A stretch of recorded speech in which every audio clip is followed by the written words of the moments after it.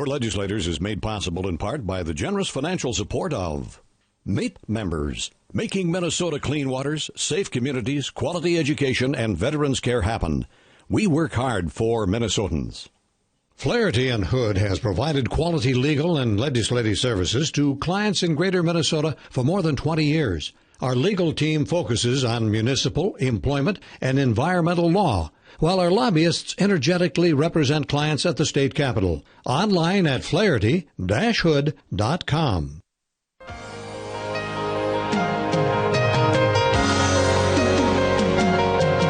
Live from St. Paul, Minnesota, we welcome you to another season of Your Legislators, a roundtable discussion featuring state lawmakers who are prepared to answer your questions and discuss important issues affecting citizens of Minnesota.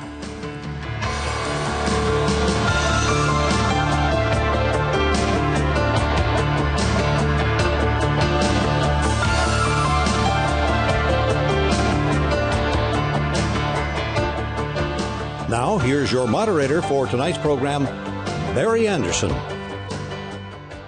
Good evening and welcome to Your Legislators. We're delighted that you have joined us for our concluding program of the year. We have a distinguished panel of guests, as we do each week, to get to the questions that you, the viewers, have for our legislators. And so we would invite you to send those questions in electronically. The instructions will appear on your screen.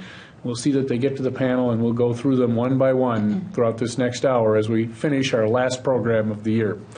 We begin this evening, as we do each week, by introducing our distinguished panel of guests. A number of them have been with us before, and we're looking forward to having an exciting conversation about public policy in Minnesota. Let's begin with District 66A, St. Paul, Representative Alice Hausman. Representative Hausman, delighted that you could join us. Tell our viewers a little bit about yourself. I live in St. Paul, but represent mostly suburban cities now, the cities of Falcon Heights, Lauderdale, and most of Roseville. Chair the Capital Investment Committee and spend a lot of time on transportation. So infrastructure is where I spend my time. And you were first elected to the legislature? 1990 was my first session. I was in a special election, so I was a class of one. Well, very good, very good. Also joining us, another frequent guest, been with us many times, President of the Senate, District 65, St. Paul, Senator Sandra Pappas. Senator Pappas, delighted you could join us. Tell our viewers a little bit about yourself. Thank you. I'm also a St. Paul senator, legislator. This is my 30th year. Can you believe it? I started when I was like 5. That's my line. I'm actually proud to say that I am the grandmother of 18. So that's my claim to fame. Well, very good, very good. And as the President of the Senate, tell us a little bit about that President of the Senate thing. I understand it's largely ceremonial, but not exclusively. Tell us a little bit about what that means. My biggest responsibility is keeping David Hann in line. That's right. And she wields the gavel to do it. She does a very good job. Well, I do have administrative responsibilities. I chair the Senate Budget and Personnel Committee, and I'm chair of the Legislative Coordinating Commission for a year. I share that with the Speaker. And actually, the Speaker and I are in charge of hosting a national conference in August, the National Conference of State Legislators. And we are initiating a health and wellness program in the Senate. Well, very good, very good. Well, we'll have an opportunity to talk perhaps about some of those things. And is that through the National Council of State Governments? Is it National Council of State Legislators. Okay. All right. Well, very good. Also joining us, frequent guest from District 48, Eden Prairie, the Minority Leader in the Senate, Senator David Hann. I got it right this time, didn't I? You got it exactly right. Yeah, it's, it takes a long time, but we get there eventually. I don't guarantee I'll get it right throughout the whole program, but at least we're starting off on the right foot. Tell our viewers a little bit about yourself. Well, it's good to be back. This is my, fourth term in the Senate, and I served on a school board in Eden Prairie for 8 years before I came to Senate, so education is still a big concern. Served on the education committees in the Senate. I have a business background, and currently I'm the Minority Leader. And I just want you to know that I try to train people that Han rhymes with Ann, and that's my wife's name. So she's been Ann Han, so now you'll never forget that. So this, I've got it down. So we'll hopefully continue on the path that we're already on. Right. And finally, also joining us from District 35B, Andover, Assistant Minority Leader, Representative Peggy Scott. Representative Scott, I think this might be your first time with us. Am I right about that? It is my first time. Tell our viewers a little bit about yourself. Well, I represent Andover, as you said, Coon Rapids, Northern Coon Rapids, and one precinct in Ramsey. I'm the Republican minority lead on the Civil Law Committee, and it's my favorite committee. I've been on that since I've come to the legislature, and I've been here for 3 terms. I've asked our veteran candidates on the panel who've been with us many times. I'll give you an opportunity as well. Tell us a little bit about your background, what you've done when you're outside the legislature, those kinds of things. Okay. My husband and I were small business owners. We've since sold the business, gotten rid of the business, and so I've been that was in real estate. So that's a little bit about my background, mostly in real estate. All right. Well, very good. Well, we've got a real estate expert on the panel then, so we're all set, ready to go. All right. So let's start by talking about in the so-called off year, short session, whatever you may want to call it. One of the principal objectives. There are lots of objections, I'm sure. But one of the principal objectives is, of course, the bonding bill. And Representative Hausman, I think that's been a real area of concern of yours. I know you've discussed it earlier in the session. We sort of sat around and speculated about what it might look like. We now know.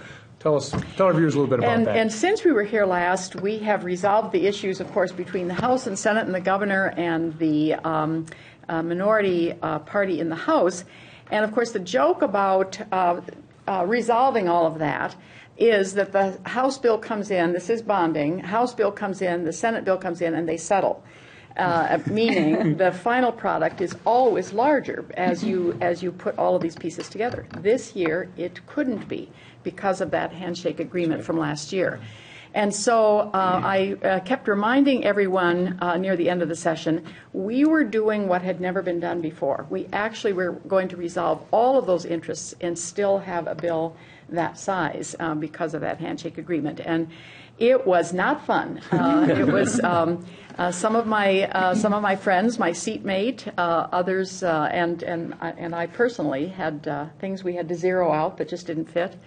But I understand there is celebration all over the state. The biggest accomplishment, I think, that was unique was that for the first time we did $100 million that will go to Minnesota Housing Finance Agency to begin to do what Utah and others have done, and that is to try to end homelessness in our state. The state of Utah, among others, has discovered really the cost of homelessness is higher than if we just find a safe place to house people, and so we're getting on board what other states have done, and of course higher education, and this year specifically the big issue, which was the Lewis and Clark water issue, where we had to, at one point, the governor had proposed he would do the whole project, but only in a $1.2 billion bill. Near the end, clearly that wasn't going to happen, and so we had a group of staff sitting around a table the staff, you present them a problem, and then at a certain point, the legislators left, and the staff came up with a solution that ended up being in the tax bill that solved, so $22 million was in the bonding bill, and then the remainder of the project was dealt with in the tax bill. So a big problem solved, at least for now. Senator Pappas, bonding bill, what do you think? I thought it was a banner year. I mean, I'm just so pleased with the projects. Obviously, continuing the remodeling of the Capitol and renovation of the Capitol, top of the list, very, very important that there was a strong commitment for that. I agree with the housing. We did some really nice things for St. Paul. We've got the Children's Museum, which Representative Hausman and I were the authors of that. Very happy that we had good support for that, and as well as the zoo in Como Park, which it's important for children. Well, remember, Como Zoo was zeroed out at the end, so unfortunately, Como Zoo was one of those that fell by the wayside. You got the transportation. Transportation in the park. The transportation at the park, which was still significant for Como, but important for our young families. And I think something that also Representative Hausman and I felt strongly about was the Palace Theater.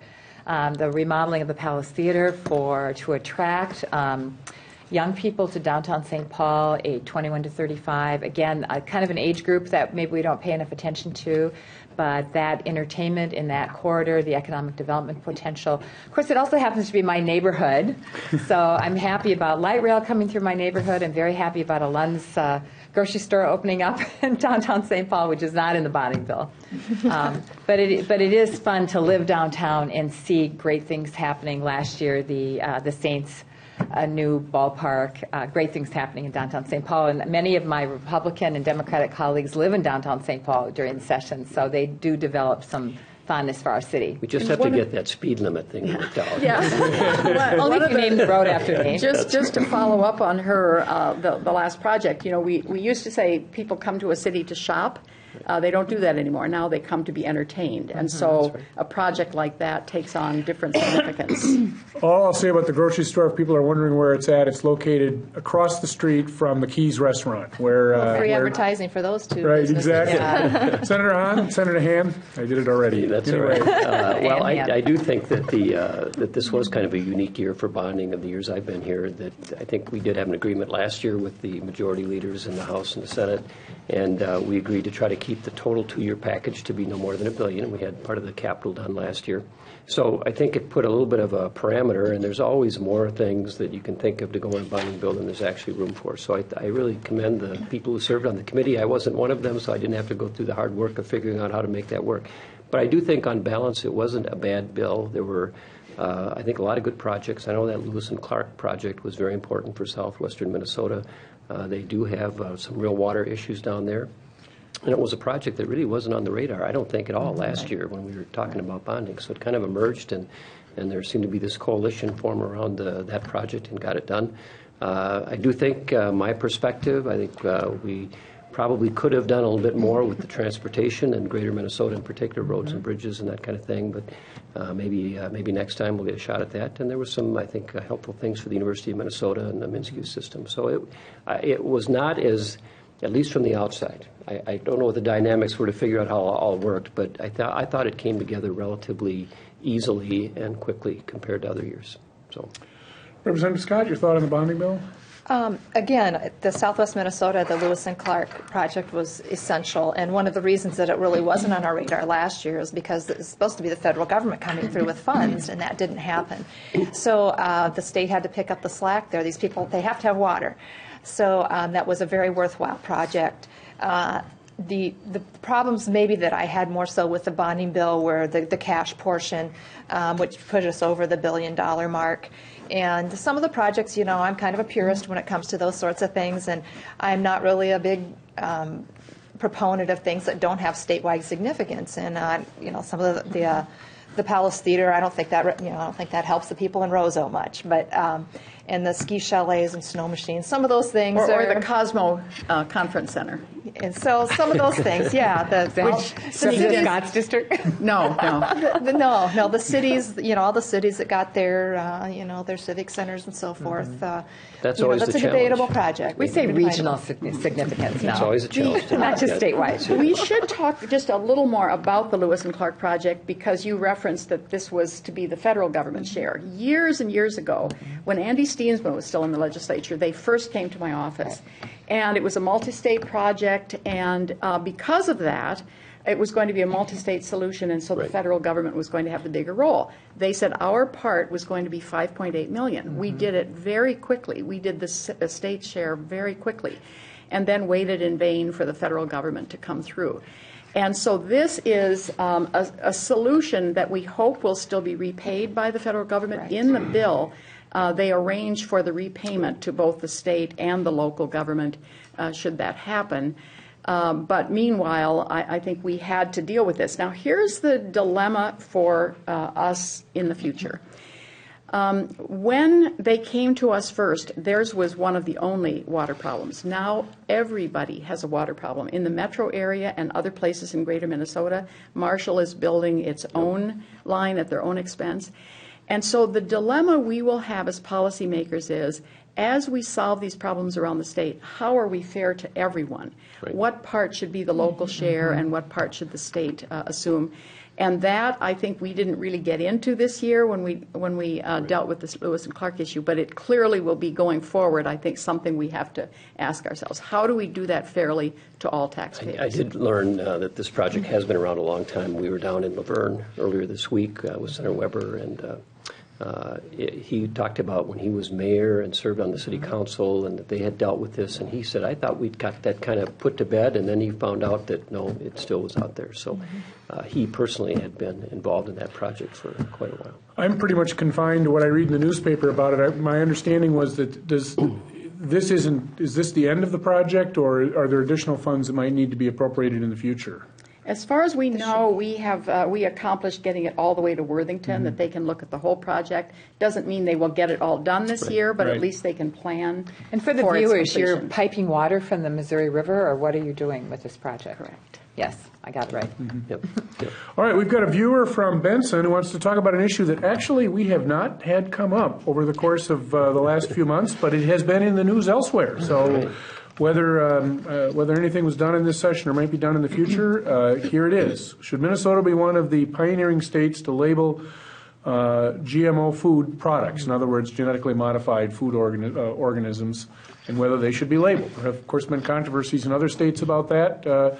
I don't know, Senator Ham, should we start with you? What's the status of that? This has been an issue that has been around for a while. I served on the Ag Committee for 8 years in the Senate, and this was something that seemed like almost every year we dealt with in some way. And I think the real issue is for a lot of the ag interests is the concern about putting a label on something that they believe is really not necessary, and it causes a certain level of concern among the members of the public, and they think that it might have a detrimental effect on their operation, their business. So they have been a little bit resistant to doing this. I think there are compromises that are probably at some point going to be worked out, but I don't think that we've really gotten that sorted out yet. But there are concerns from the ag interests that doing this labeling might just cause alarm when none is needed, and that might be detrimental to their business. And I think the other side of that, people's right to know, there were bills introduced in both the House and the Senate, and there were hearings, but no real, no final resolution. And I think there's some complexity because in some cases, people feel that there are parts of this that perhaps would be better dealt with at the federal level. I think that's part of it, you're right. I think that's... Because a lot of the food industry are multi-state or even international, and if they have to comply with separate regimens of regulation in all the different jurisdictions, then it becomes a nightmare to try to work out and very costly. But this has been a debate for a number of years. You talk to they bring in their witnesses and they talk about there's no evidence that there's any problem with having a genetically modified product, but there's always that debate. But I think at some point there probably will be some change, but it's going to have to be something that the ag industry is going to be able to live with. They're just such a big part of our economy, we just can't afford to not take that into consideration. We have enough things that go wrong from time to time that I think cause suspicion in the minds of people, and so there is always this pushback about the right to know, and when it's a food source, I think we're particularly concerned. Representative Scott, your thoughts on this? I guess I would tend to agree with Senator Han. This probably is going to have to be taken up at the federal level because we don't get all of our food from Minnesota, and so we're going to slap a label on everything that comes through across the state lines, and then logistically, how do you do that? I think, again, we have to work in cooperation with the ag community, and we have to really look at the science. Well, I personally try to eat organic as much as I can and locally grown food, and I think a lot of my constituents are concerned about GMO and would like to see a labeling process. And I know at the food co-op where I shop, they don't sell genetically modified foods. So there is a segment of the population that is concerned about this. I spent almost 30 years working for a food manufacturing business before I came to the legislature, and labeling of food products is a big deal, and it's a huge expense. And even with what we have to do today to try to make sure that whenever you change a product, an ingredient, we were making sandwich products, what could be simpler, ham, cheese, bread, but even changing one little thing in a product would require that you have to completely redo the label.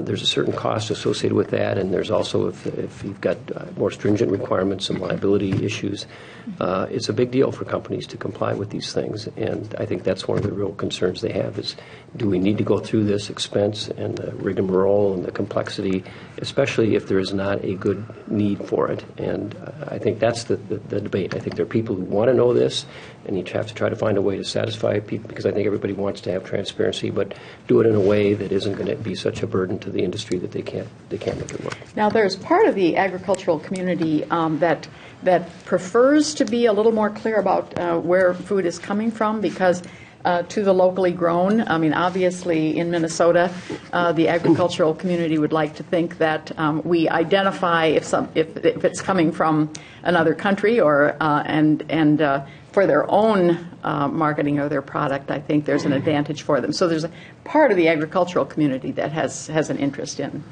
source of food also. So just for our viewers to understand, nothing happened this session. Stay tuned. Right. January 6th, we'll be back at it and probably have an opportunity to talk about it then, right? All right. So a viewer from Brainerd wants to talk about trapping of I'll just read the question. Why didn't the legislature stop trackers from killing our dogs? How many dogs have to die before the legislature does something? So This sad. is a viewer who's concerned about that issue. What if anything happened on that? What's the status of that? Who wants to take a run at that? And John Ward tried. John Ward represents that area. He looked for some middle ground. I mean, I think just as with the previous issue, Right. there are strong feelings on both sides of the issue, and so he was looking for some middle ground. But even that sometimes becomes controversial. But meanwhile, as the question suggests, there are owners of dogs who've had horror stories, and I think we made a little progress, but that hasn't quite resolved the issue of danger to pets. Yeah. I think these issues, this one and the previous one, part of the reason they're controversial is that they do involve people's livelihoods. There are people who, that's what they do. They trap in the winter, and they have a business, and they try to make this work. And these are the kind of issues that when you've got people that want to seriously restrict that or do some other things that are out of the norm of what's been going on currently, and then the people in the business have to figure out, well, how do I make that work? Can I continue to do what I've been doing and comply with this new law? And I think that's why there's so much passion around these kinds of issues, is people are saying, well, are you going to legislate me out of existence or what? So I think these are the things that we have to find ways to try to satisfy both sides, if you will, and that can be pretty tough in some of these issues. But I don't know. I thought we did some things on trapping in. There was John Ward worked on this and made some advances in terms of the positioning of the trap that would and didn't protect a couple of years ago, didn't we change the the size and the height? I'm not the a height, trapper, so I don't know all the and technical part of it. that I think was an attempt to look for that middle ground, but I think They're we trying still to had a make few. it so that the dogs wouldn't be so prone to put their head into We the. had a few tragic accidents since that time.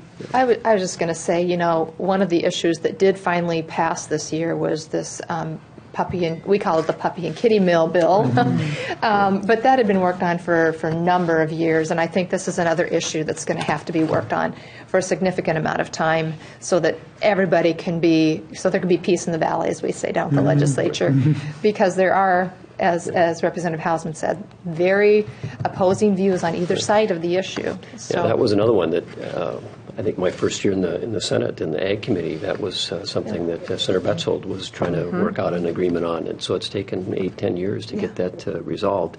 And again, it's the same sort of thing. There are people who have a business, they're sort of agriculture related, and they're concerned about these regulations and how it might affect their business. And then there are others who are concerned about the livestock or the animals, and to try to find a way to balance that, it's tough. And I think in this case, it did take a while to work out those differences on either side. So. I think the most emails I got was on this bill. It's very people amazing. really That's care a interesting. lot Yes, about all animals across the and state. protecting animals. That's right. It's Yeah. amazing.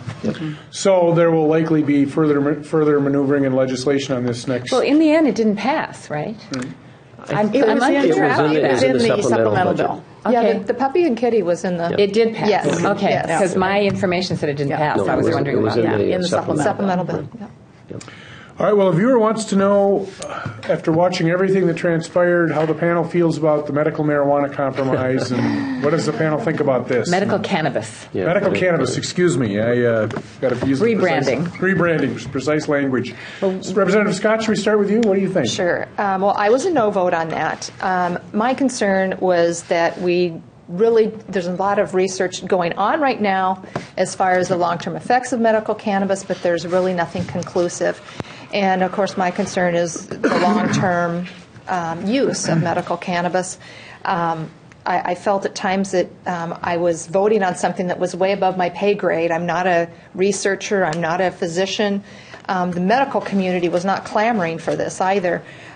So I felt like this was something that's better left to, the FDA, or at least let's get some more research before we go giving this to especially young children. And I understand the issue is a very emotional one when we have the mothers coming to testify and they've got 8 or 10 pill bottles that their young children are currently taking all these prescriptions to try to end multiple seizures that they have a day. And some split families, part of them living in Colorado and part of them living here, so that they can have access to cannabis. And so my concern was just that the jury is still out on this. And I thought it was premature and something that, again, maybe the legislature shouldn't be dabbling in and leave it to the professionals. And yet we're far behind many other states who have been doing this for a long time successfully. In Minnesota, many years ago, we passed a bill in both the House and the Senate. 2007, we passed it. And went to the governor and was vetoed. And then it wasn't even all that controversial. It passed rather easily through both the House and the Senate. And so we are behind. I would have preferred the Senate bill. The whole issue of limiting for whom this is available, I think, was a controversial piece. The number of manufacturers, the number of sites that it's available, and so the Senate bill went further, and that would have been what I would have preferred. In fact, there were some proponents who were upset that I voted for the House bill because they go far felt enough. that it didn't go far enough. I think on our side in the Senate, Senator Peterson, who was very involved in this bill, and he ended up voting against it because for that very reason, he didn't think that the bill that was passed really was going to do enough to address the concerns. But I did not support the bill, and I have kind of the same concerns that Representative Scott talked about. I just have I'm not opposed to medical marijuana. I think maybe it's a great thing, but I'm not a doctor. I'm not a researcher. I just find it difficult to say we have a process of dealing with medications using the FDA and pharmacies and physicians, and we have this structure that we all rely on. It's safe, it's reliable, and then we're going to set it all aside in this one instance and do something that's very, very different without nearly the kinds of controls on dosage, on quality, on just the control of the substance. And I think if we should be consistent in how we deal with medications. That's my only concern. And the physician community, for the most part, does not support this. And I think we need to have probably a little more work, I think, at the federal level to do some more research on this and find a way to do it. We'll see how this experiment turns out, but... And yet many of those families described other kinds of prescriptions they were in fact given by the medical community that had devastating consequences for that's part their of children. That's part of the challenge. Is you're right. You talk to the medical people, the researchers, and they'll say they've looked at this and there's no medical benefit to marijuana. I don't think they've done enough research at all. The federal government has really prevented research because it's considered a narcotic drug, and they haven't really thoroughly looked at it. And so that's the problem, is you have anecdotal evidence that it's been successful. And I would agree that the research needs to happen so that the dosage is appropriate for the age, et cetera. But I think there just became a frustration that there was just kind of an anti-marijuana attitude. I mean, the cannabis plant has a lot of agricultural benefits for rope and for clothing, and there's so many things that would be a great boon from it. But because of its marijuana and it has a negative stereotype, there was not a very openness to looking at all the different properties that could be useful. One of my constituents pointed out that Queen Victoria's private physician had prescribed tincture of cannabis for menstrual cramps. Queen Victoria. So this issue has been around a very long time. Yeah. Well, they also used to prescribe bleeding in the 1800s. That didn't seem to work so well. So, I don't have a position on this. It's kind of interesting to listen to the conversation because it looks like we're going to have an opportunity here to kind of see how this unfolds, and we'll see what the next step is. Is there a plan that this will be revisited again in the next legislative session? Obviously, that's a whole new legislature, but.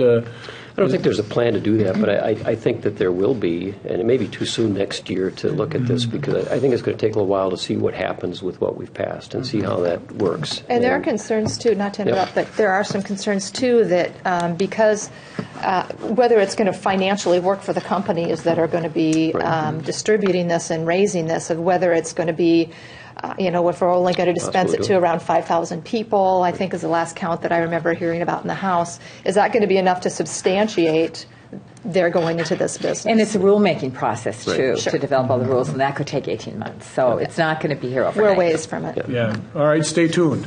All right, now one of the great things about this program is we get questions from viewers who really know issues well, and I say this, I want to set up our panel because I recognize I'm going to ask you a question that you may not know the answer to. not. Okay? This happens. This happens all the time, so just everybody bear with us. But a viewer from Worthington wants to know, when is Southwest Minnesota Opportunities Council going to get funds for fixing up low-income homes? This goes into the question that you talked about. Maybe we can talk about that a little bit. But does somebody know specifically about this particular issue? I Southwest do Minnesota not. Opportunity Council, I confess that's a new one to me. I thought we might not. Well, and the Representative Hausman, question, might they be one of those who are, if they're going to apply for the 80 million Perhaps housing that's it. infrastructure Right. bonds, Maybe that's it might be might be. that. Can you tell us a little bit more about that? You So touched on of it that when we talked. 100 million, 20 million is public housing. That's the sort of traditional. But 80 million is housing infrastructure bonds that Minnesota Housing Finance Agency will grant to groups. In some cases, private developers. In many cases, nonprofits, Catholic Charities, Lutheran Social Service, Beacon, Common Bond.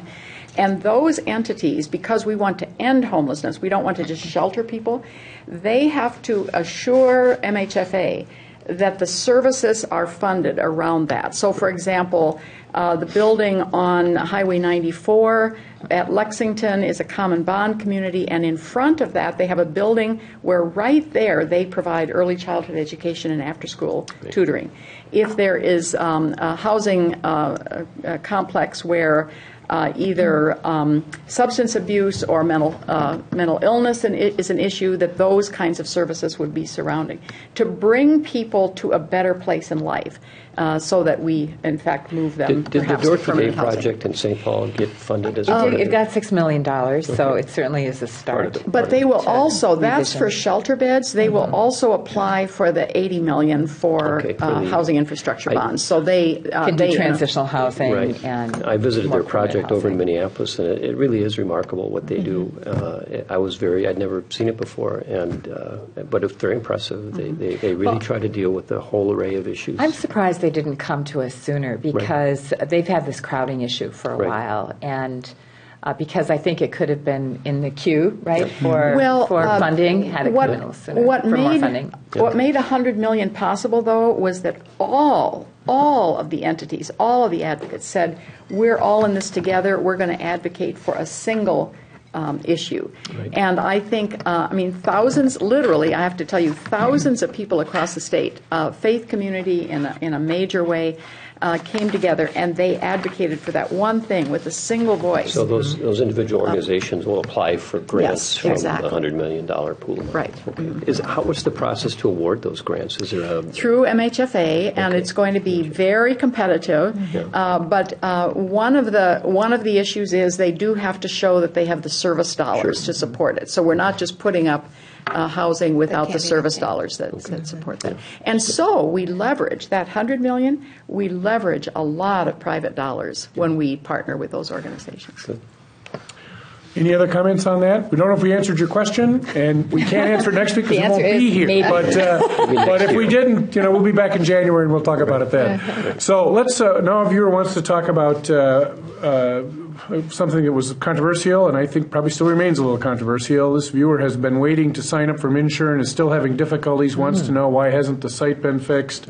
I will say the question is from last week, so maybe they've gotten it fixed in the interim. I don't know. Well, if they, I know that anyone who has emailed me, I immediately email Joe Adkins, and in literally 30 seconds, he has solved the problem. He is a miracle worker. He has the network of, I've always gotten feedback from everyone I've referred that literally within that day. they Representative Joe Atkins. Representative Fixes Joe their Atkins. problem. And he can cut through and knows who to call. So I hope if they haven't reached out, that they should be reaching out to their local legislator. Correct. I've had a few of those incidences too, where individuals in my district have contacted me, and I've actually called MNsure myself. Sometimes we've been able to help them, sometimes not. Sometimes their situation is just one that they're going to have to. They have a very complex situation, and so they're just going to have to wade through all the channels. But, the fact of the matter is 280,000 Minnesotans lost their coverage, and when they were promised that they'd be able to keep it, and that's a travesty for those people, and it's frustrating to a lot of people, especially when they've been on this website and have made multiple attempts. I know the one lady that they did the news spot on, I think she spent over 8 hours in one day just trying to get on there and get insurance, and was finally able to after a couple of days. But I think you're right. It is frustrating, and I've certainly heard from constituents, and I did meet with some of the reps from the people that are trying to fix up the website. I do believe that they will eventually get most of those things worked out. I'm not sure when. They were optimistic they could have it done before the next enrollment period, which is in November. But I do think in a bigger sense, though, I think we need to address this, and I hope next year we will come back and start to think about health care again. I am very concerned about the inability that we have in making decisions in Minnesota about health care. I think we have to work harder at trying to separate ourselves a little bit from this federal umbrella and being under that kind of mandate to do things the way they do it. We had, I think, one of the nation-leading healthcare systems in the country before this, and many of the things that the federal mandate required were things that we had worked on for years. We had guaranteed issue kind of structures. Anybody who needed insurance could get it, even if they had pre-existing conditions. We had children on their family's insurance till age 26, I believe. So some of the things that the federal law required of other states were things that we were already doing, but the inability to manage our budget, our issues, it's already difficult with Medicaid. And when I was chair of the HHS committee, that was a huge problem, trying to figure out how to do a budget when so much of the money is off the table. You can't touch it because of the federal structure. I hope that we can come back and bipartisanly see what we can do to retain the ability to manage this in Minnesota. I'm just not sure that what we have is really the right way to go. Another concern with that, obviously, is that the enrollment numbers have been so unbalanced in that so many people have gone on to actually government programs that the funding is going to become a real issue, I think, in the future. And we're going to have some shortfalls. They've already announced that they're going to have to max out that tax that goes along with it. And so I don't see that this is going to get better before I think it's going to get worse before it gets better. And I think nobody would want to go backwards. We don't want to see people denied for pre-existing conditions. I mean, all of those kinds of basic issues. Frankly, I mean, this is one of those issues sort of like the medical cannabis. I would have taken a different approach and gone further. Every other industrialized country can provide health care for everyone at half the cost. And we still aren't willing to go there. Every other industrialized country, and they look at us and say, well, we don't know why you want to do it this way, but and we tell all sorts of stories about those other countries, but they don't seem to be true because they're quite happy to continue to provide health care for everyone. A related issue of what every other industrial country does is they provide paid maternity leave for mothers and for fathers in many cases. And my daughters live in Israel, and they get 4.5 months paid maternity leave at 80% of their salaries. So these other countries value value families and value parents and their contribution to the workforce, and they want them to not have to choose between working and having a family and keeping their job. Any changes in MNsure this legislative session? Were there any legislative changes? We weren't even allowed to talk about it, to be honest. We brought it up numerous times. One of the things that we brought up over and over again was the fact that they moved the date for when the new premiums would be announced, and we felt like Minnesotans needed to know that information, and every time we tried to bring it up, we were this will be an ideological struggle that will go on into the campaign, I feel quite sure. Yeah, this is a controversial issue, not the same way the other things we talked about, but it is controversial. My guess is that, in using all the analytical powers my law degree makes me famous for, my guess is that this side of the table might not agree with Representative Hausman about the suggestion that she made.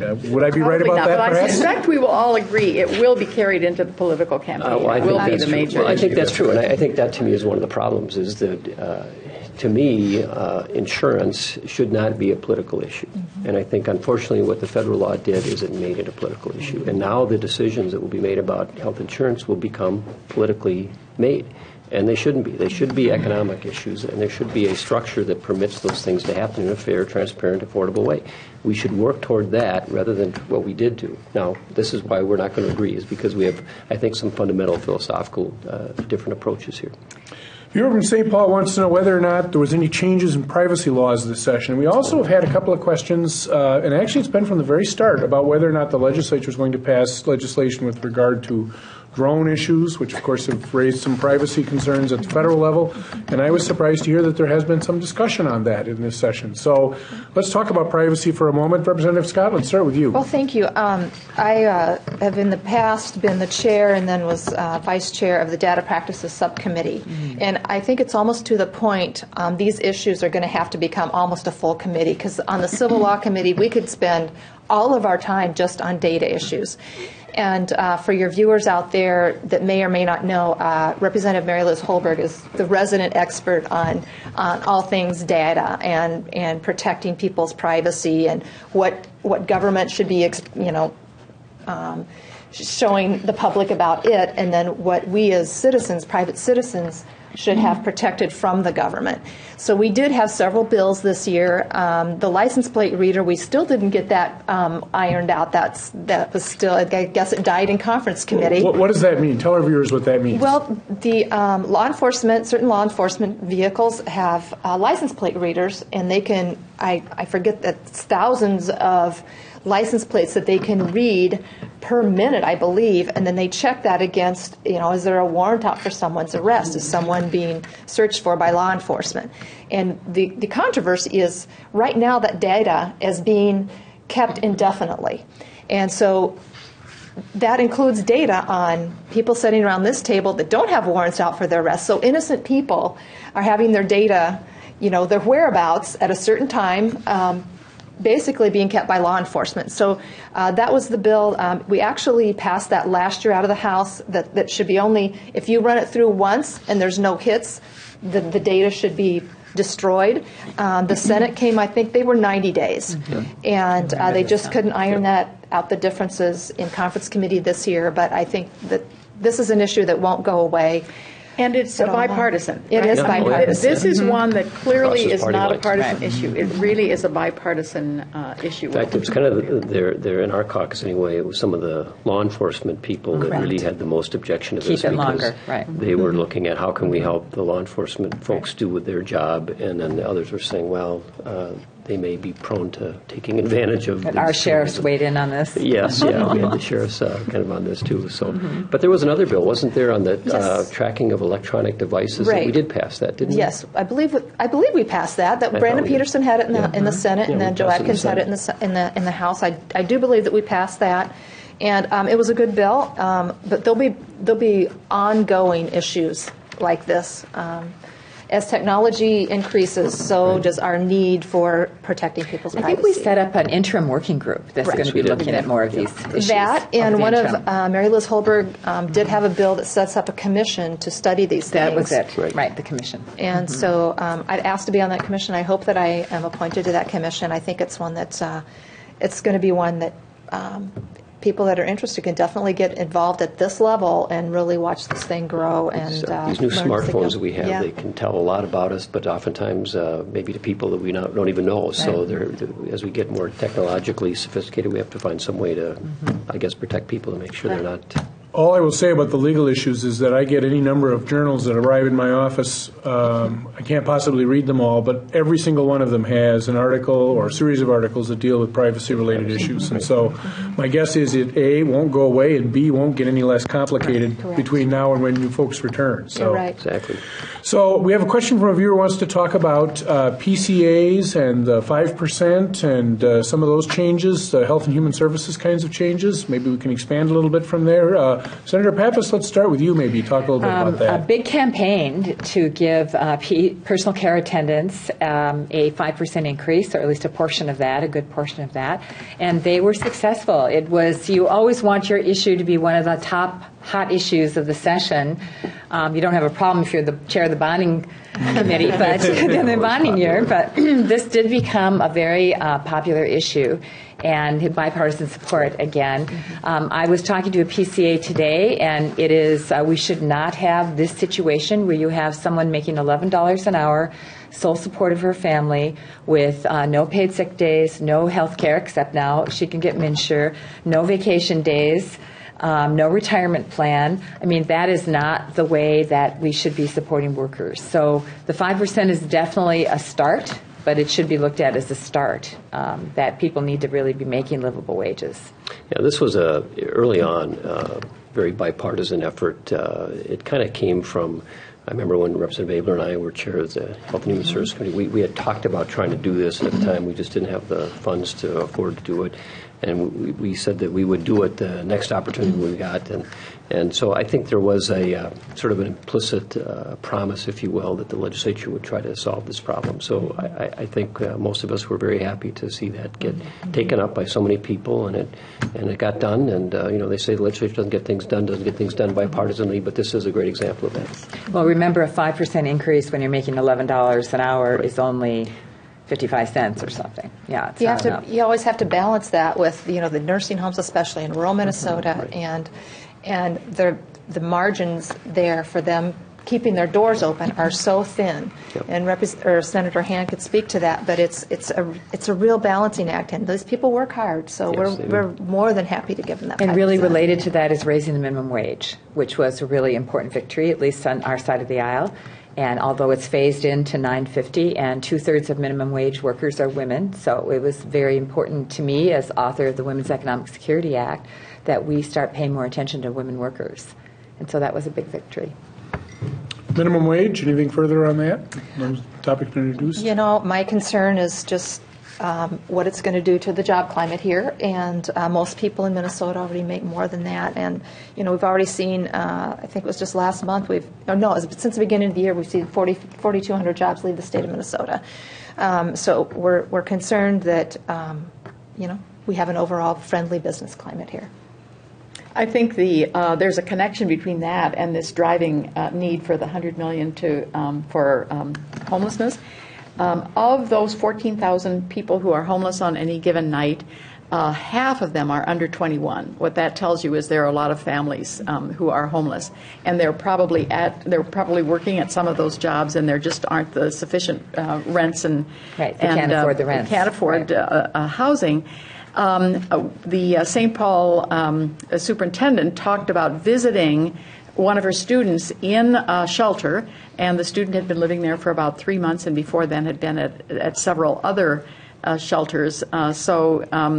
Superintendents all across the state, this is not just a metro thing, superintendents all across the state have talked about the impact of the lack of affordable housing and its impact on children. The University of Minnesota did research on that, and found that by the time a child reaches 5th grade, if they've been homeless or highly mobile, they achieve at the level of a 2nd grader who has been in stable housing. So that impact of low wages and then lack of affordable housing does have an effect. Here's the issue, I think, at least for a lot of us. I think most of us felt there was a need to adjust the minimum wage and get to that federal level and kind of be consistent with the rest of the states around us. But I think we went too far. I think we went too quickly. I think we've got an automatic escalator in there. And the question is, and people like to talk about, well, we did all this and people are going to get, but someone is going to have to pay those funds. Someone's going to have to pay those wages. It's not going to come out of thin air. It's going to come from someplace in that budget. It's going to mean that other people will not get increases. They may not even get jobs. We talked a little bit about the healthcare system and nursing homes, and they were actually coming to me and saying early in the session, if you raise the minimum wage, you have to pass a bill to fund the cost that we will have to pay because we don't have any room in our budget to afford this 50% Maybe it could increase come in- out of the CEO's multi-million-dollar salary. But the point is that most of the minimum wage workers are not working for the big corporations. They're not target But a lot of workers. them are. Most of them are small mom and pop, smaller businesses in rural Minnesota. They're going to have a hard time conforming to this pressure on their wages. But government picks up the cost. If the business doesn't cover the cost of their employees to pay them a decent wage, then they're eligible for food stamps. They're eligible for subsidized housing. They're using food shelves. Their kids are unstable, and so they need extra help in school. It has a great cost in our society when businesses are not paying living wages. I think that the experience as this plays out, I think we'll see that there will be some additional... Henry Ford made the decision that with his cars, he was going to pay his workers enough so that they could buy the cars. That's right. We have a situation now where workers working at Walmart cannot afford to buy the products at Walmart. Right, and I think that's part of the problem. And people say, well, gee, you raised the minimum wage to $9.50 or whatever it's going to be, but that's not a living wage either. No. If you made it $25 an hour, then very few people could afford to buy the products that would have to be raised in price to accommodate the higher wages. I think we're This is talking the about problem. more $14, $15 an hour is the living wage, not it $25 might, an hour. whatever it might be, the same people that would be benefiting from the increase in minimum wage would all of a sudden find that the prices that they had to pay for at the Walmarts and the others would be much, much higher to accommodate the fact that when you have a business and you say you're going to increase your cost and your payroll, that's got to come from somewhere. I think that this was something that we needed to do. I wish we would have done it a little bit more modestly. We'll see how this plays out in the next couple of years as we go forward. And already we're seeing that other states are, we thought we were going to be the highest, and other states are now taking action that shows. Well, we are the highest right now. We won't be, we're several years phase in, out, though. and meanwhile, Phase other in. states are raising it beyond what we did in this bill. I so. think one of the keys here for this whole wage argument is education. And when we've got an achievement gap in the inner city, we're seeing 50%, only 50% of our seniors graduate, of our high schoolers graduate from high school. We've got a real problem. And what we needed to be focusing on was addressing this achievement gap. And, I know that we funded education at a higher amount again this year, but in the same breath, we took away the grad standards. So we may be able to graduate more students because there's not going to be a test for them a standard. The standards for are them. still there, even if you take away the basic skills test. Well, I think that is probably the biggest moral issue of our day is this achievement gap. And until we get a handle on that, until, quite frankly, we are willing to stand up to the teachers union and say we want the most effective teachers in front of our students. We did away with the basic skills test, or we prolonged the basic skills test for teachers this year. And until we get a handle on education, particularly in these inner city areas, no wage is going to be high enough. Senator Pappas, education? Long, big, complicated topic. Long, big, complicated. Someone something where to start. Hey, good news, all-day kindergarten. That's really important toward the wage gap. Also, early childhood education, lifting the cap on the scholarships, putting more money into learning readiness and to ECFE, getting kids off to a good start. The brain development is in those first couple years, and that's where we really should be focusing, and I think that will help with that achievement gap. I think everybody in the legislature, probably everybody outside the legislature, knows the importance of education. I think the real challenge, though, we haven't done a very good job of finding ways to replicate the success stories that are out there. There are great public schools, there are great charter schools, there are great private schools, and many of them are working with the most challenging demographics in terms of students, and they're being very successful. But not all schools can do this, and I think there is a systematic issue that we need to look at. And just funding it at a higher level doesn't solve that problem. I've been in the legislature 10 years. Those achievement gap numbers, the test scores, the graduation, they're virtually unchanged. And we spent hundreds of millions of dollars more per year than we did then. So we need to take, I think, a step back and ask the question, what about this system needs to change? And we haven't done that yet. And for a while, there was this huge move. We're going to hold teachers accountable. We're going to test kids, and we're going to measure the achievement, and we're going to hold the teachers accountable. And I think now everybody is beginning to understand over-testing has not improved the education of children. I think it was Finland. There was a speaker from Finland, and if I don't know if that's the correct country, and they said they do no testing. And they said, well, then how do you know how the children are doing? And they said, well, we ask the teachers. And I think the demonizing of teachers that we've done in this country has not gotten us to a better place. And I think somehow to turn around some of this understanding that somehow the test is going to magically hold everybody accountable, that it's the key to hold teachers accountable, it has, I think, been totally discredited in the last few years. There is a real turning away from the idea of multiple testing levels. They're testing the children too much. There's no question about that. And I'm not here to demonize teachers. I'm here to demonize the ones that should be in front of our kids, the ones that are incompetent and that aren't doing our kids justice. Our kids get one chance to go through the school system. They need the best teachers in front of them. And I again, nobody demonized teacher. I served on a school board. My kids went to the public schools. I think most of us have great teachers in our lives. I certainly did. But we have to stop looking at the education system as primarily an employment opportunity for people and start looking at what works to educate kids. This really is a tragedy, I think, that we have not done a better job. And you can't just say, well, we need to protect the employees, we need to do things that are right for the employees. We do a lot of that. But you look at the results, and they're virtually unchanged. We need to take a step back and say, how does this work? How can we make it work better? And that's going to be the last word on that topic. We're going to have a chance to discuss it again at greater length. I've got a point of personal privilege that I want to bring up as we finish up our program for the year. I've got three things I want to say. I want to first thank our panel.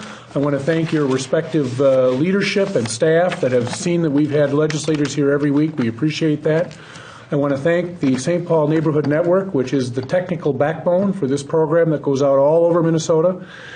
Like the iceberg, 90% of which is below the water, you don't see those issues that they deal with on a daily basis. I want to thank our executive producer, John Panzer, who is responsible for dealing with all the crises and problems that we never see. I also want to mention that John's birthday is today. So, happy birthday, John. So there you go. And then finally, I want to thank you, the viewers, for joining us each week. You're the reason we bring this program to you. I want to remind you that this is your program, and that beginning January 6th of 2015, we'll be right here following the beginning of the legislative session to talk once again about the public policy issues in Minnesota. In the meantime, enjoy your summer in Minnesota. Thank you all to our panel. Thank you, the viewers. Thank you, and good night. Thank you. Thank you.